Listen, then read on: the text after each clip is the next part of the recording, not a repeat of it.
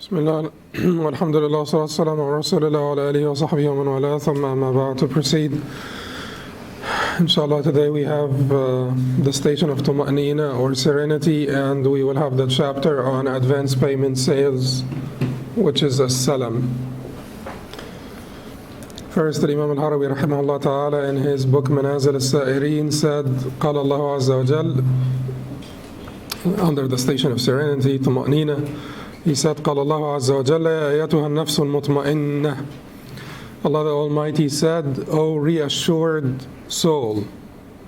Mutma'inna would be, mutma'inna is the adjective from Tuma'nina, and if you call Tuma'nina serenity, then it would be, O you soul with serenity, or who has endowed with serenity or has serenity.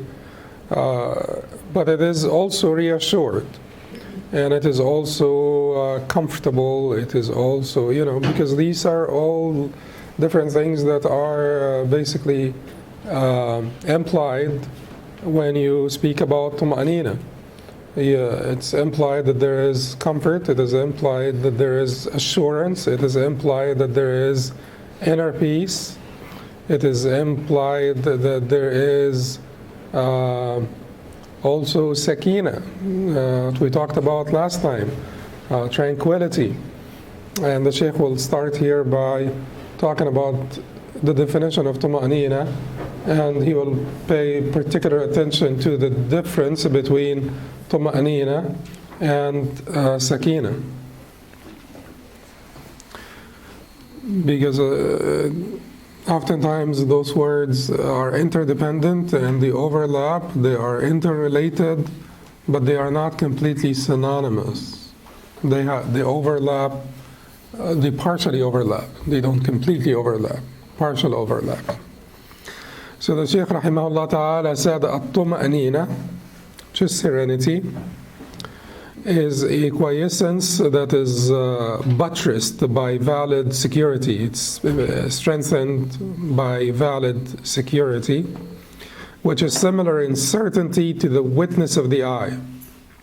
So, الطمأنينة سكون يقويه أمن صحيح شبيه بالعيان. Serenity is a quiescence that is buttressed, strengthened by valid security, which is similar in certainty to the witness of the eye. So basically, he said valid security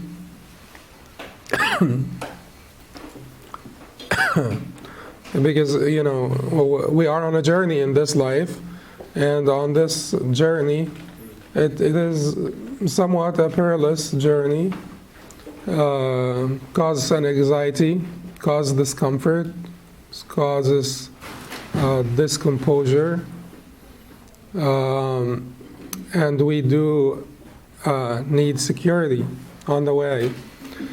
Some of the security is valid security, some of the security is invalid security.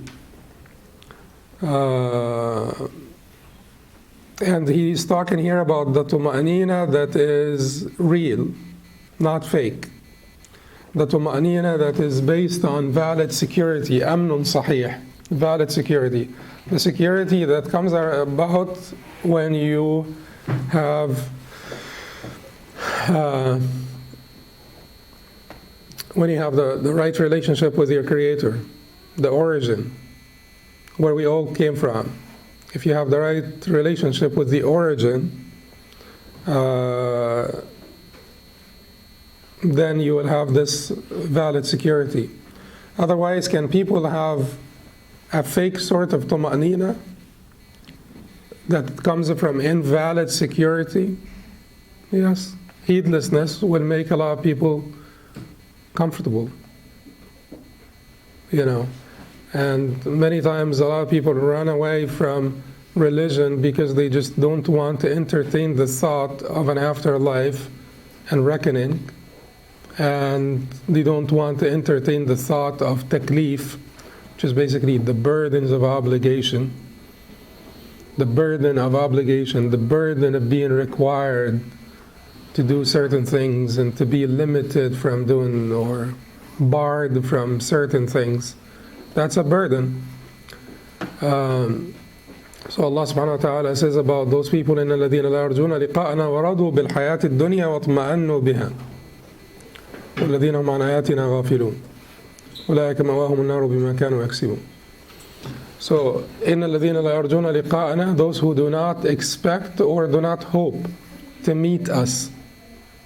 وَرَضُوا بِالْحَيَاةِ الدُّنْيَا, and they were satisfied with the life of this world. Could you really be satisfied? Yes, you could be satisfied. Is it ultimate satisfaction? It is real, genuine satisfaction? No. There will always be something causing you a little bit of discomfort. It's a forced satisfaction. It's like you try to suppress the thoughts of afterlife, the thoughts of the death, the end of this journey. You suppress them. They will come around every once in a while. And you just can't help it. You can't resist them forever, particularly as you age. The thoughts will become more frequent. And once you start to have different sort of pains and aches in your body and things start to let you down, your knees are letting you down, so you just can't help it. The thoughts will come around. So وَرَضُوا بِالْحَيَاةِ الدُّنْيَا لَا يَرْجُونَ لِقَاءَنَا, they don't wish to meet us, they don't hope or expect or wish to meet us. وَرَضُوا بِالْحَيَاةِ الدُّنْيا, and they're satisfied with the life of this world. وَاطْمَأَنُّوا بِهَا, Allah called it tuma'nina here. It's a form of tuma'nina, but it's a fake tuma'nina. وَاطْمَأَنُّوا بِهَا, and they found serenity, comfort in it. And certainly those who found serenity and comfort in the life of this world, that is fake comfort, this is external serenity. It is not really internal, it's not inner. It's not something that is basically inseparable from them. It is separable because it is adventitious. It's external. It's just about, as long as things are going well for you, you will have tumanina. Radu bil hayat dunya. You will be satisfied with the life of this world. You're healthy. You have money. You're doing well in your relationships. You're doing well in your career. Life could, as the Prophet said, in the dunya halwatun khadira. The life of this world is sweet, green, meaning pleasing, but so you could have some sense of comfort, and you could have also some sense of tuma'nina and assurance, but it is always fake. There is always this thing, there is always those thoughts that will come about every once in a while about the purpose of our existence and about the final destination of this journey. And those thoughts will be unsettling.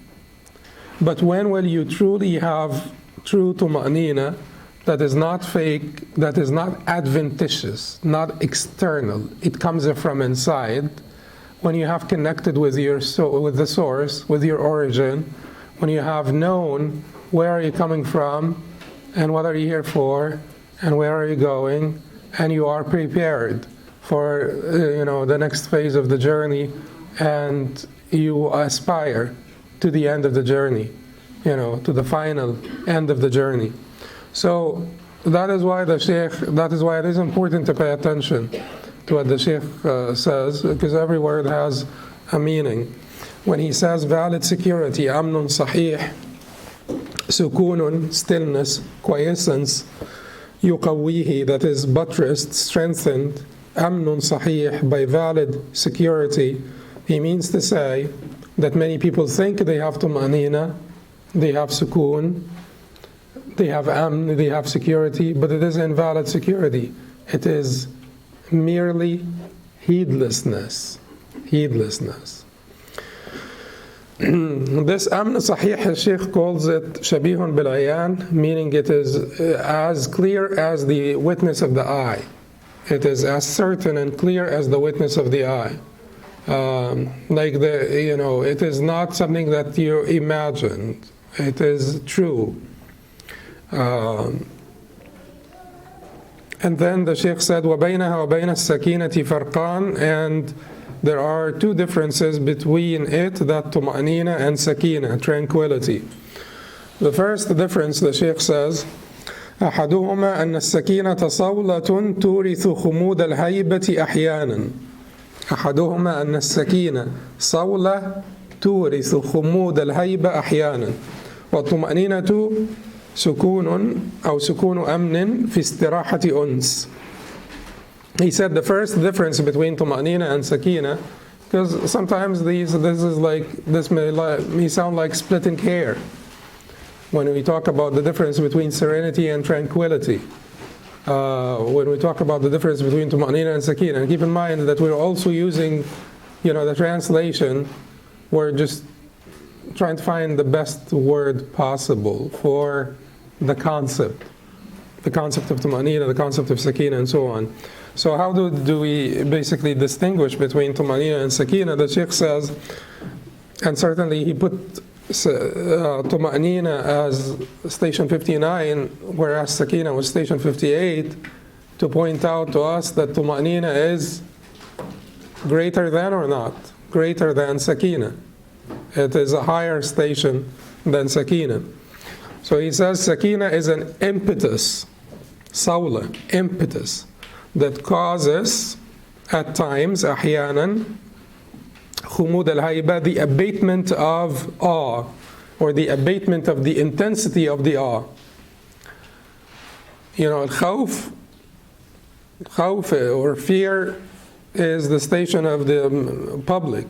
And this is not the public meaning the very general public, because I don't know if the public actually belong to any of these stations. But in terms of the public that are actually the public of the seekers, Awam As-Saalikeen, not the Awam in general, the Awam As-Saalikeen, the public among the seekers, the masses among the seekers, the masses among the travelers. There are some people who are already, off the path, but the masses among the travelers, they have this khawf, and then khashya is basically the learned khawf, and it is the station of the scholars. And then you have hayba, which is the station of the arifin. Arifin would be translated sometimes as Gnostics. We try to avoid those translations because sometimes they have negative connotations. Like when wali is translated as saint, there is no way that you could strip those words from their sort of etymological origin and the negative connotations that come with these words. Therefore, it is safest that we call it wali, and every time we explain to people what wali is, if there is anyone in the crowd who needs an explanation. But if there isn't, if there is no need for an explanation, then you just call it wali. So al-arifin would be translated as the Gnostics, but the concept itself is basically those who are endowed with inner knowledge, al-ilm al-nafi', the beneficial knowledge. So the scholars, and most of the arifin are among the scholars. We're not creating here a conflict between scholarship and ma'rifah. Most of the arifin are from the scholars, and it would be hard. I don't have the statistics, and I don't. It would be hard to say that most of the scholars are arifin, but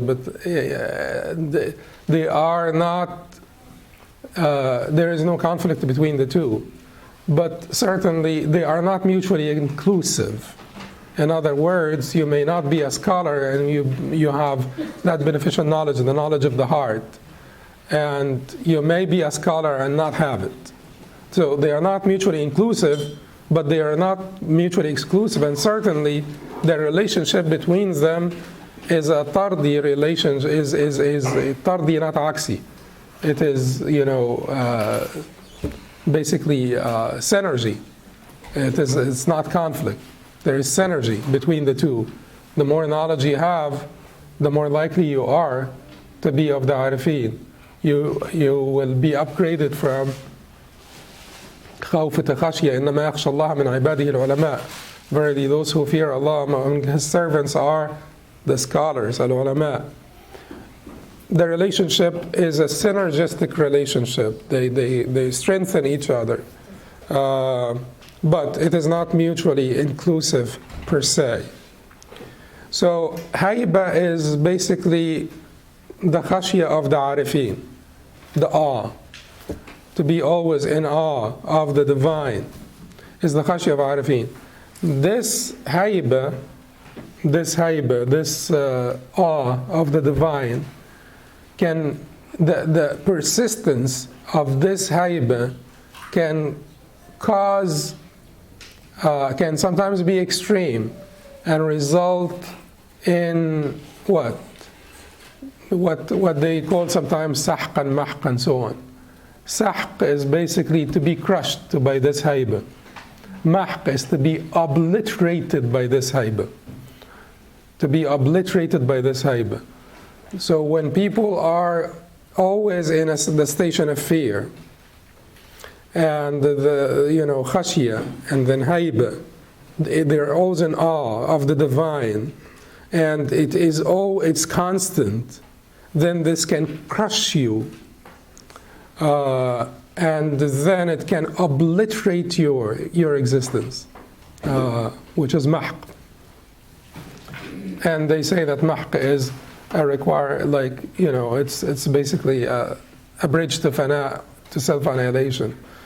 But then, as we said before, that subsistence, baqa, with Allah, by Allah, for Allah, is the highest station. Fana may be a bridge to it, not necessarily. People can get to the station of baqa without fana. Baqa was the station of the Sahaba, and the kummal, the perfect ones among the seekers of this path, like al-Junayd and Ma'ruf and others. Anyway, so here the Sheikh is saying that this hayba, this awe, if it is constant, it can cause harm. So sakina sawla turithu khumud al-haybati ahyanan. Sakina is an impetus that causes at times the abatement of the awe. So it is like it cools off the heat of the awe. Sakina comes at times like cold water to cool off the heat of the awe. And then he says, وَالطُّمَأْنِينَةُ سُكُونُ أَمْنٍ فِي اسْتِرَاحَةِ أُنْسٍ. However, tuma'nina is what? Tuma'nina is the quiescence of security in the oasis of comforting intimacy. Uns, comforting intimacy. Do you remember the station of uns? We've gone over this. Comforting intimacy. When you have comforting intimacy with your Lord, that comes after raja, hope. And after raja comes what? Shawq, yearning. And after shawq comes hubb, love. And after hubb comes comforting intimacy, uns. So those who are, so tuma'nina then, these are two different threads. Khawf, khashya, hayba.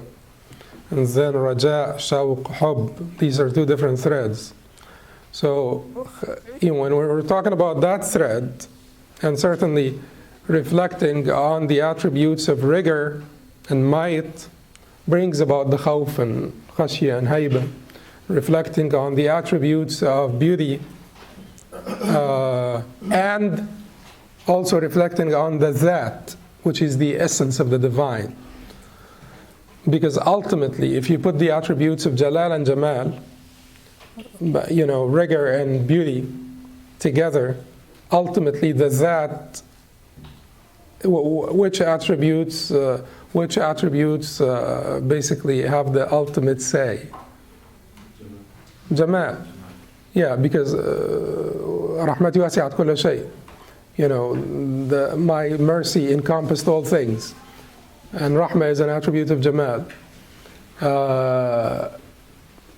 So if you reflect on the That, then if you reflect on the attributes of Jamal, beauty, you reflect on the That, then you are on this thread of what?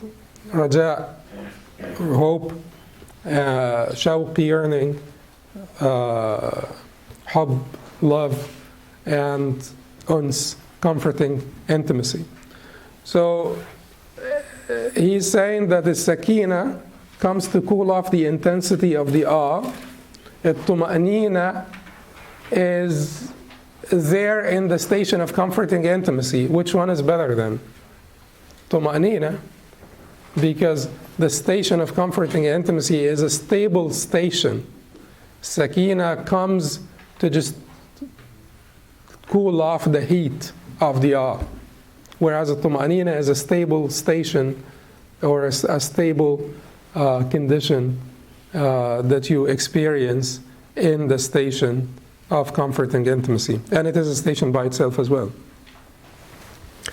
Then the Sheikh said the second difference between tuma'nina and sakina, he said أن السكينة تكون نعتا وتكون حينا بعد حين والطمأنينة لا تفارق صاحبها. The second sakina is a description, it's a quality, and a quality is not part of the essence. Some attributes are not part of the essence. Some attributes are part of the essence. Na'at here, or sifa, or description, meaning a quality that is not part of the essence. Okay. So when I say that this is what color is this anyway? Yeah, brown. Gray? Gray brown. Okay. And any other bids? Huh? Greenish? Okay. Okay. So, someone has this yellow here? Because you have a banana in your hand? No, but what does that mean? It means that the color is not really part of the essence. It is not part of it's a quality, it's a description, it's not part of the essence. So whether it is this or this or that, it's not part of the essence. And so many descriptions are not basically integral to the essence, are not integral to the essence. So we as human beings, what's our essence? They say that we are basically thoughtful animals, or animals endowed with thought, with intellect. Animals endowed with intellect. So that would be the definition of the essence. And then our other qualities are not an integral part of our essence. Here he is saying it is not. It is sifa. So he is saying that it is not part of the essence. Sakina is a description, meaning it comes and goes, it's not part of the essence, that may simply be had at times, whereas tuma'nina never separates from its people. Because once they reach the station of tuma'nina, once they are there in the station of comforting intimacy or uns, then that tuma'nina does not separate from them. That tuma'nina does not separate from them. And tuma'nina is an action of the heart. Even if the body is, even if there is reason for the body to be tense or to be under pressures or to have some stress, that inner core, that inner core of the ruh, the sir, the inner core of the ruh, or the ruh, the soul, can be in a different condition. And that is basically the ultimate exercise, is to make sure that the body, there is a relationship between the body and the soul, for sure.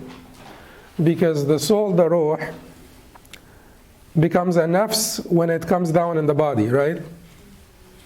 The difference, although they can be used synonymously and interchangeably between the ruh and the nafs, is that the ruh is the separate spirit, and the nafs is the separable spirit. It's not separate, separable, but it is the ruh that is attached to the body.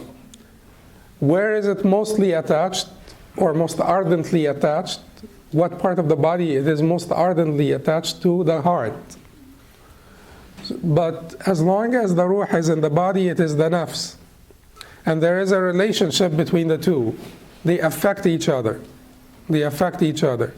There's a mutual relationship between the body and the ruh, the soul. But when you exercise basically that riyada, that refinement, that spiritual refinement, the ruh gets sometimes to rise, to transcend the bodily experience. And this is not really foreign, and this is even common to people that are not Muslim. The idea of ensuring that the ruh transcends the bodily experiences.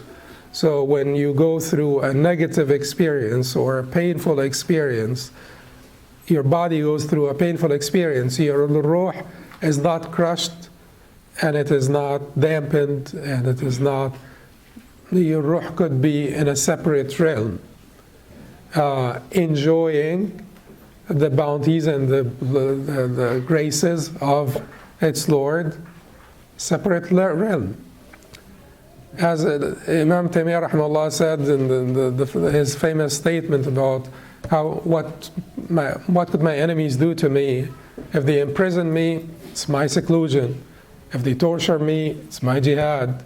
If they expel me, it is my tourism.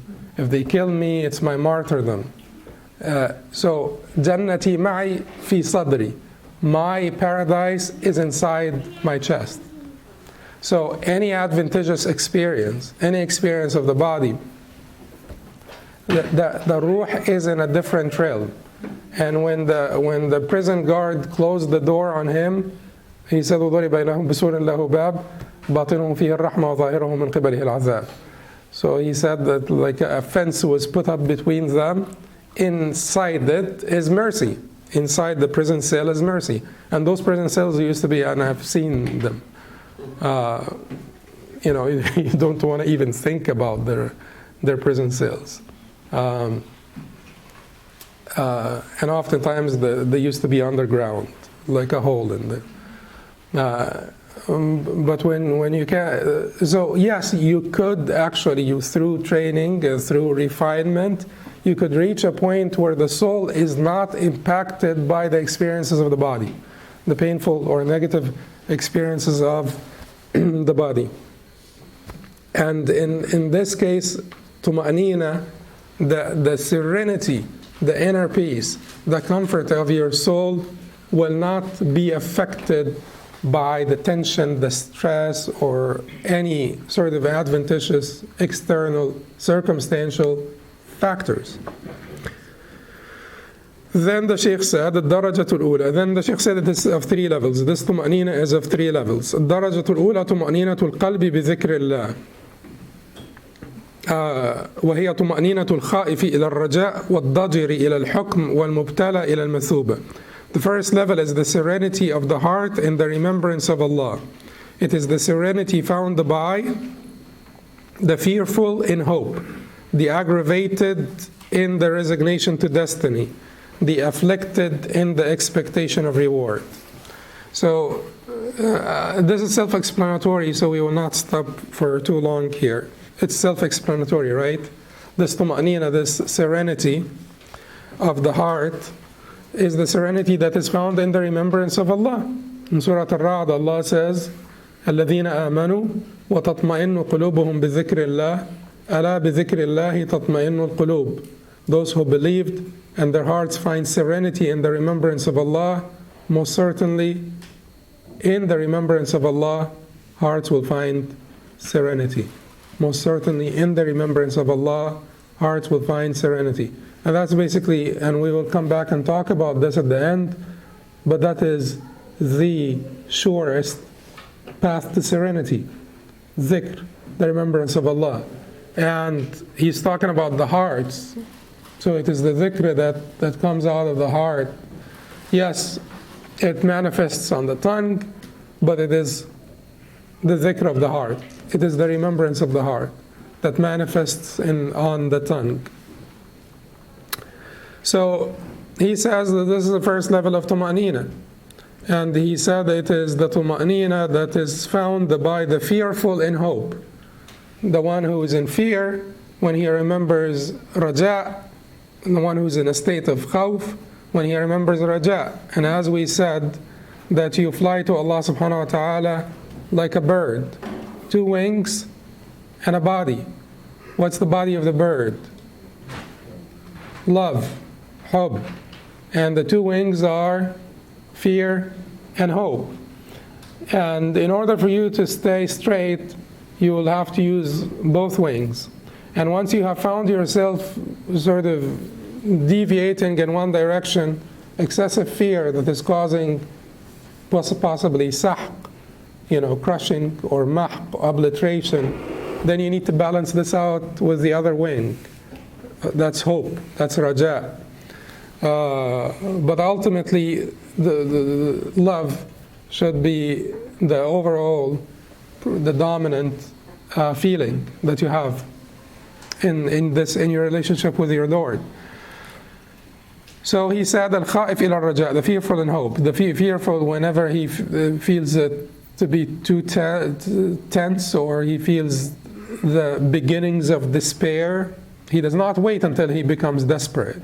He feels the beginnings of despair, then he does remind himself of the mercy of Allah, the kindness of Allah, the compassion of Allah, Ar-Rahim, Al-Ghafur, Al-Wadud, the forgiving, the merciful, the compassionate, reminds himself of those attributes, and then finds hope. Then he said, وَالضَّجِرِ إِلَى الْحُكْمِ, the aggravated in the resignation to destiny, or in resignation to destiny. The dajr is the aggravated, unsettled, the dajr, tense, aggravated dajr, resentful. He resigns to destiny. And when he resigns to destiny, to resign to destiny does not mean that you stop doing what's right, and stop taking precautions and making provisions and doing your best and working. It does not mean that you'll stop going to your treatment sessions or something if you're sick, or you stop going to the doctor or something like this. But you're resigned to destiny. While you're doing this, you resign to destiny, that it is all predetermined. And there is a preset date for the end of this journey. It comes tomorrow, it comes next year, it comes in 5 years, it will end. So that resignation to destiny, so afraid about your job, about getting laid off, that resignation to destiny does not mean that you don't do your best. It just means that you will have comfort that it is predetermined. I will do my best because that's what I should be doing. احرص على ما ينفعك, the Prophet ﷺ said, but I am completely resigned to my destiny while I'm doing my best. And while I'm احرص على ما ينفعك means be keen to attain that which is a benefit for you. While I'm doing this, I'm completely accepting of his choices. And then he said, وَالْمُبْتَلَى إِلَى الْمَثُوبَةِ, the tuma'nina that the afflicted will find in the expectation of reward. And does the afflicted find tuma'nina in the expectation of reward? Absolutely. Otherwise, otherwise, people who have no expectation, لَا يَرْجُونَ لِقَاءَ اللَّهِ, they don't hope or wish to meet Allah subhanahu wa ta'ala, life could be, as we said in the beginning, somewhat pleasant as long as it's going well for them. But once they encounter trouble, there is no, they don't have any reserve. They don't have any, basically, psychological resources to count on when they encounter trouble. But certainly for the believers who wish for the reward of Allah subhanahu wa ta'ala, regardless of the intensity of the affliction, if they understand that the mathuba, that the reward will always outweigh that, and there will be no comparison, because the reward is multiplied by what? Infinity. The reward is always multiplied by infinity. We're talking about the reward in the hereafter. Multiply that by infinity. Whatever that reward is, multiplied by infinity, it will outweigh your affliction. So al-Khaif ila al-Raja', the fearful in hope, al-Dajir ila al-Hukm, the aggravated in resignation to destiny, wal-Mubtala ila al-Mathuba, the afflicted in the expectation of reward. And then he said, وَالدَّرَجَةُ الثَّانِيَةُ طُمْأَنِينَةُ الرُّوحِ. The second level is the serenity of the soul. Serenity of the soul. فِي الْقَصْدِ إِلَى الْكَشْفِ, in the disclosure while traveling. In the disclosure while traveling. Like we said, when you travel on a path that's somewhat long, seems long, you want to have some disclosures. Disclosures will show you the details of the path and the details of the destination. And certainly the best and greatest disclosures are the disclosures that will show you Anwar al-Haqa'iq al-Ilahiyya, which is the lights of the divine truth. The lights of the divine truth. But the disclosures could show you the way on the path. Like you could have a disclosure meaning that added knowledge. Like if you have studied an issue, it's controversial, you've studied it, and you're just like used all of your mental power, still controversial. But then Allah subhanahu wa ta'ala gives you this ilham, this subtle inspiration that will guide your heart to one of the two choices. That's some form of disclosure. Disclosure about the destination, disclosure, and finally disclosure about the ultimate end, which is the truth, capital T, which is Allah. And then he said, so these disclosures on the way, on the path, during this journey, will certainly bring about a lot of serenity. Didn't Ibrahim ask for that? Alayhi salam. قال أولم تؤمن قال بلى ولكن ليطمئن قلبي رب أرني كيف تحيي الموتى. Oh my Lord, show me how to resurrect the dead. قال أولم تؤمن. His Lord said to him, don't you have faith in that? And Ibrahim said, بلى ولكن ليطمئن قلبي. Yes, but I want more. But for my heart to find assurance. For my heart to find assurance. That would be the sort of the closest translation. For my heart to find assurance. لِيَطْمَئِنَّ قَلْبِي. My heart to find طُمَأْنِينَ, assurance. So that would be a disclosure to Ibrahim about, that was a great disclosure about one of the greatest truths, which is the truth of what? Ba'ath, resurrection. And that certainly is a great source of tuma'anina, assurance in this sense. And then he said, وَفِي الشَّوْقِ إِلَى الْعِدَى. So serenity of the soul in the promise while yearning. وَفِي الشَّوْقِ إِلَى الْعِدَى, in the promise while yearning. Shawq is the condition, the state of yearning. If you are in this condition, yearning to, certainly we will never say to Allah subhanahu wa ta'ala that we're not yearning to your gift, which is paradise. certainly the ultimate yearning is yearning to His pleasure, to Him. But all of His promises, we are excited and happy to receive all of His promises about everything, including paradise and including everything He told us about paradise. So these promises that Allah subhanahu wa ta'ala had given us, when you're yearning, you will find tuma'anina in the promises of Allah, because you know that He la yukhlifu al-mi'ad. He makes good on His promises. He does not breach His promises. Then the Shaykh said, وَفِي التَّفْرِقَةِ إِلَى الْجَمْعِ, the tuma'anina that the soul will find in the union while in tafriqah. So the soul as a nafs in the body is in a state of tafriqah. Have all of the tafriqah is basically when you are ma'al aghyar. Aghyar is the plural of ghayr. Ghayr is the sewa. Sewa means all others. Everything other than Allah is sewa, is ghayr. Ghayr means other. Aghyar is plural of ghayr. And aghyar here could be anything. Could be your pain, you're itching, you're hungry, and you have an appointment, and your feelings, other people, concern about other people. All of these are aghyar of the dunya that cause distraction, cause tafriqah, cause dispersion. And even your reflection on the phenomena in this dunya, the different phenomena, different events that are happening around you. Even you're listening now to this, looking at somebody. All of this is a form of dispersion.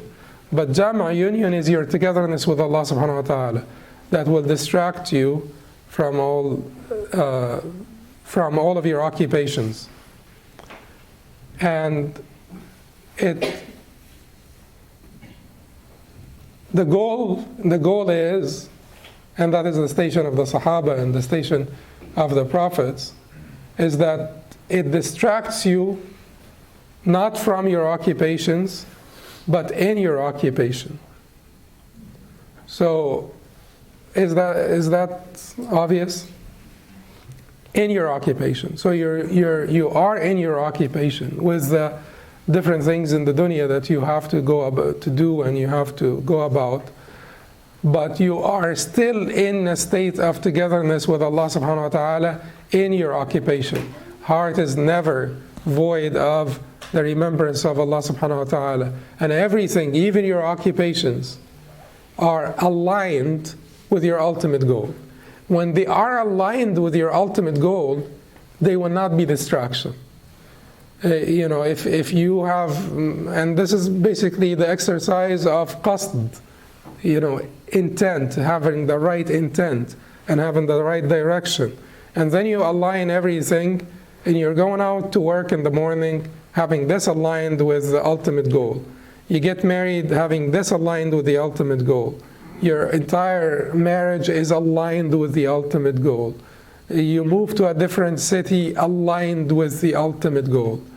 Everything is aligned. When everything is aligned, even though we cannot completely, we cannot be in a complete state of union all the time, because the Prophet ﷺ said, وَلَكِنْ سَاعَةٌ وَسَاعَةٌ, but 1 hour for this and 1 hour for that. But even the 1 hour that is not in that state of union, you could still make it aligned with the other hour, so that it does not become a distraction, it does not slow you down, it does not hinder you from reaching your ultimate goal, because everything has been aligned. So in the state of tafriqah, you find a little bit of sort of decomposure, and you regain your composure by your togetherness with Allah subhanahu wa ta'ala. So in your state, in your occupation, like if you are stuck in traffic, why is it that you're wasting time? Why don't you say some of the azkar? That is why you will find Some people are always having serenity. Like you go like, particularly back in Muslim countries where there is no definitive line that you stand in. You don't wait for your number. You'll find some people trying to get there, but they have comfort that they are not agitated particularly, or they're waiting, for their number. But there is, you could basically do muraja'a of your Quran. You could, anyone has the La ilaha illallah, just, if you don't remember any azkar, just remember La ilaha illallah and keep on saying La ilaha illallah and reflecting on it. And that would be the best use of your time. The best use of your time. Anyway, and then the Shaykh said, وَالدَّرَجَةُ الثَّالِثَةُ طُمَأْنِينَةُ شُهُودِ الْحَضْرَةِ إِلَى اللُّطْفِ. The third level is the serenity in the divine gentleness while beholding the divine presence. طُمَأْنِينَةُ شُهُودِ الْحَضْرَةِ إِلَى اللُّطْفِ. Ila is what you're looking for, that which comes after ila, because that could sometimes be confusing to people even when they translate. The tuma'nina, you're finding the tuma'nina in whatever comes after ila. So tuma'nina shuhud al-hadra ila al-lutf. It is the serenity in the divine gentleness, lutf, gentleness, while beholding the divine presence. وَطُمَأْنِينَةُ الْجَمْعِ إِلَى الْبَقَاءِ. The serenity in the station of baqa, subsistence, while in the state of union. وَطُمَأْنِينَةُ الْمَقَامِ إِلَى نُورِ الْأَزَلِ. The serenity in the light of pre-eternity while in one's station. طُمَأْنِينَة in the light of pre-eternity while in one's station. So when you have the shuhud, beholding the divine, and that's beholding the divine with the eyes of your heart, you find serenity in what? In the lutf, in the divine gentleness. And وَطُمَأْنِينَةُ الْجَمْعِ إِلَى الْبَقَاءِ. When you are in a state of togetherness with Allah subhanahu wa ta'ala, you're not afraid of sahq, crushing, you're not afraid of mahq, obliteration, because you are comfortable with His promise for you to subsist, to give you eternity by Him, with Him, for Him. By Him, with Him, for Him. And that eternity will come later in the afterlife. But the subsistence of the soul is, the soul does not vanish. The body decomposes. The soul does not vanish. وَطُمْأَنِينَةُ الْمَقَامِ إِلَى نُورِ الْأَزَلِ. The serenity in the light of pre-eternity while in one station. The serenity of the light of pre-eternity, we said al-azal is the opposite of al-abad.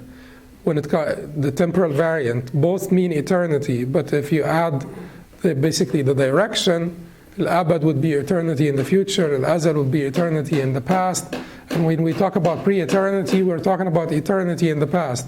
When you go back and you go back and you go back, and before us there were other nations, and before those other nations there was no human being on earth, and before the earth there's no one, and before this there was al-arsh, and you keep on going back and back to where it is, you go back to the light of pre-eternity, where only Allah subhanahu wa ta'ala existed, and that gives you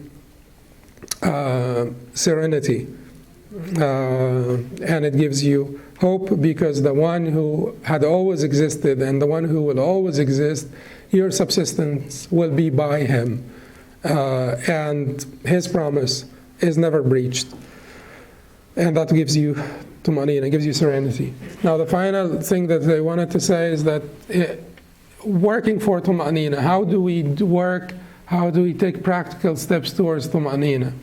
There is certainly the surest path to tuma'nina is the constant remembrance of Allah subhanahu wa ta'ala. Ala bi dhikrillahi tatma'innu al-qulub.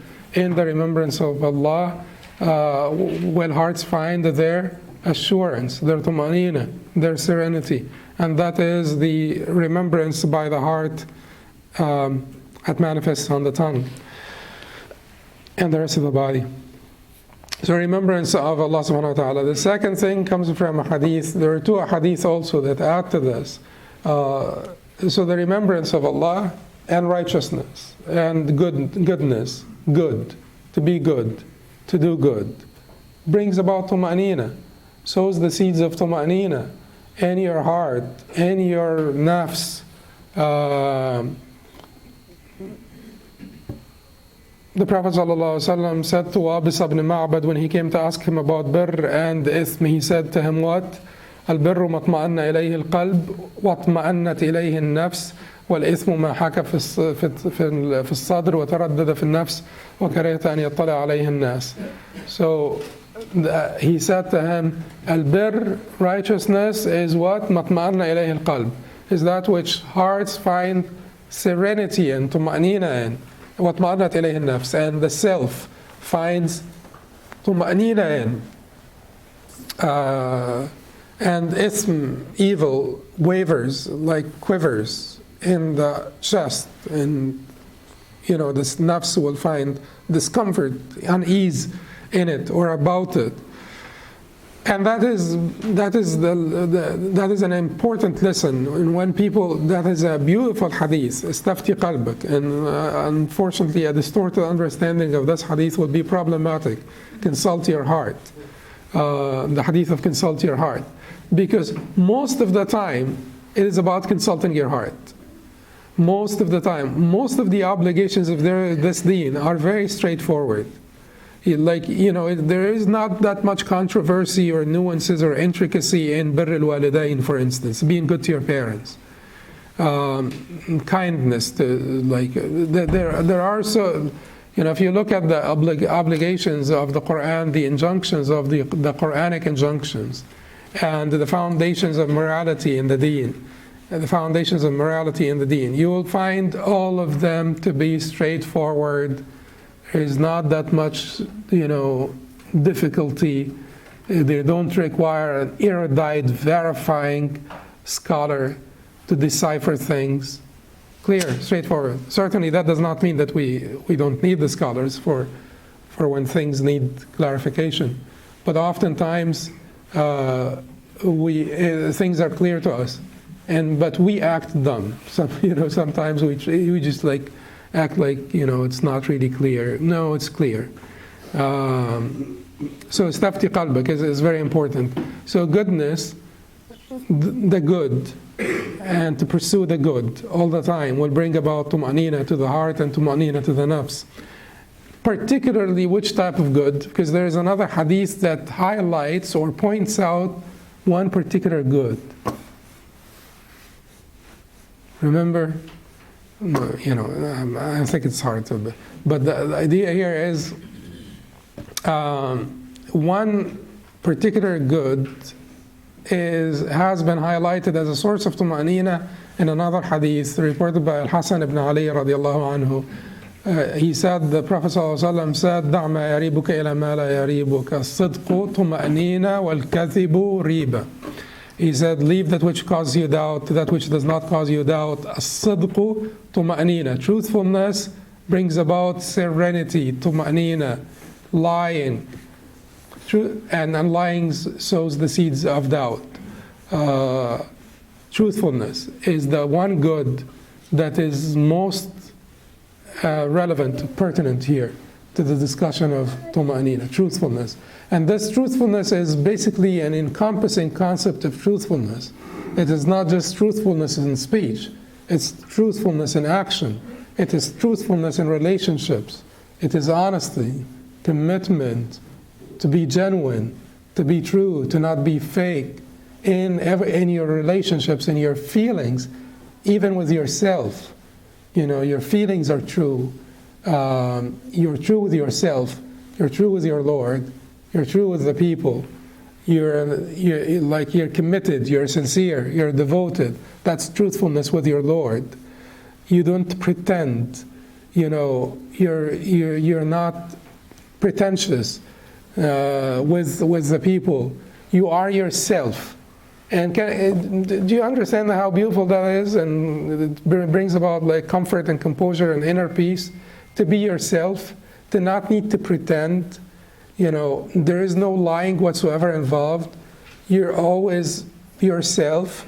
You don't need to think about what you're going to say because you always say the truth.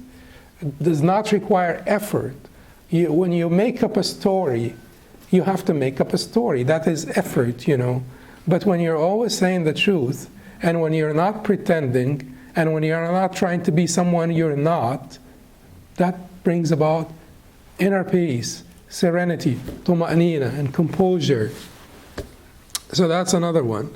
And certainly, you know, if you want the fadl from Allah subhanahu wa ta'ala, then you want to accomplish the obligatory tuma'nina in your salah. There is obligatory tuma'nina in your salah that you want to accomplish. So have this tuma'nina in your salah so that Allah subhanahu wa ta'ala grants you tuma'nina in your life in general. So pay attention to your salah and develop tuma'nina in your salah. Be thoughtful in your salah. Be mindful. Mindful praying is certainly a way to developing that tuma'nina. These are just like, and certainly when I say let's just talk about, when I enumerate 1, 2, 3, and 4, does not mean it's an inclusive list. It just means that this is what comes to mind as basically important causes of tuma'nina, or important means to tuma'nina. قولوا قولي هذا أستغفر الله لي ولكم سبحانك اللهم وبحمدك أشهد أن لا إله إلا أنت أستغفرك وأتوب إليك. We'll have 7 minutes and come back for our fiqh session inshallah.